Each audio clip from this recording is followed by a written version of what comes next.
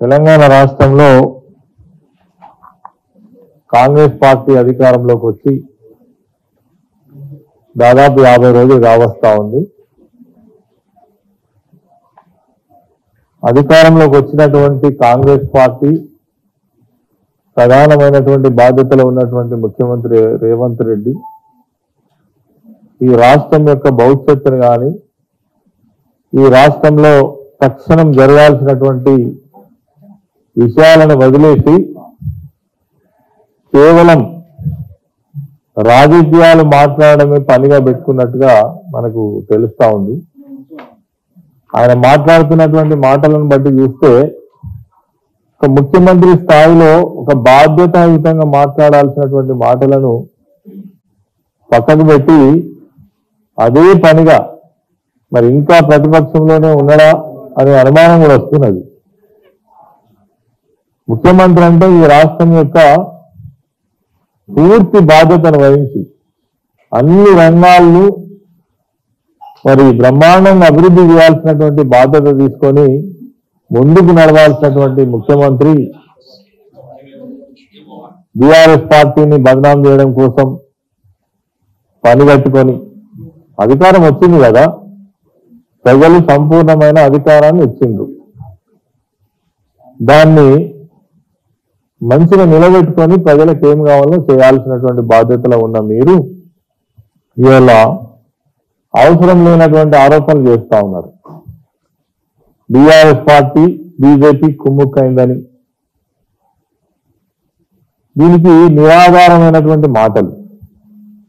నిజంగా BRS party బీజేపీతో కుమ్ముక్కైతే ఇక్కడ ఓరాఓరిగా వాళ్ళకు సంబంధించినటువంటి విషయాలను మరి ధైర్యంగా ఎదుర్కొని ప్రధాన మంత్రిని కూడా ప్రశ్నించినటువంటి నాయకుడు ఎవరు అనంటే కేసీఆర్ గారని ఖచ్చితంగా చెప్పచ్చు.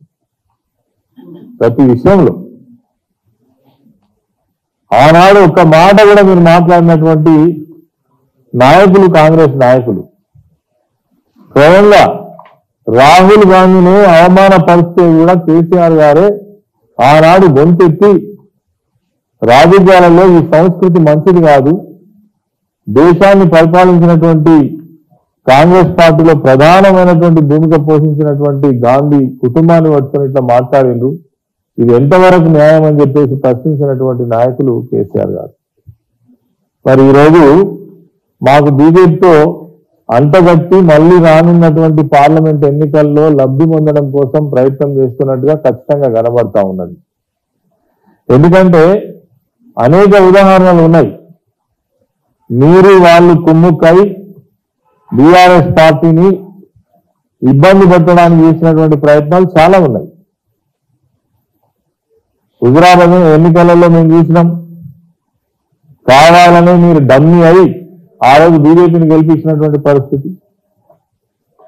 నిజామాబాద్ పార్లమెంట్ ఎన్నికలలో మీ అభ్యర్థి 0 ఎక్కడ చూడడం మేము చూసినాం కుమ్ముక్కైన సంగతి, ఇది ప్రజలకు తెలుసు.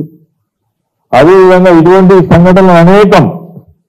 నిన్నగాక మొన్న బండి సంజయ్ స్వయంగా అన్నాడు, రేవంత్ అన్నా నువ్వు నేను కాదు కొట్లాడేది, మన ఇద్దరం కలిసి బీఆర్ఎస్ ను బొందబెట్టాలని మాట్లాడిన మాటలు ప్రపంచం అంతా చూసింది, పత్రికలను రాసినాయి, ఛానల్స్ లో అన్నింటిలో కూడా వచ్చినాయి. ఇది సత్యం.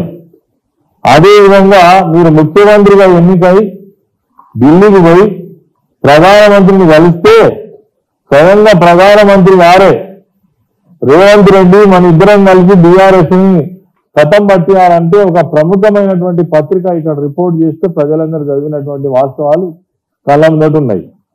మరి ఈరోజు మళ్ళీ స్వయంగా అదే ముఖ్యమంత్రి అదే రేవంత్ రెడ్డి గారు మరి బీజేపీతో కుమ్ముక్కు అయిందని చెప్పేసి మాట్లాడి కొన్ని వర్గాలను దూరం చేసేటువంటి ఒక ప్రయత్నంలో భాగంగానే ఈ మాటలు మాట్లాడుతున్నాను అనడంలో ఎటువంటి సందేహం లేదు. దీన్ని మేము తీవ్రంగా ఖండిస్తా ఉన్నామని ఈ సందర్భంగా తెలియజేస్తా ఉన్నాం.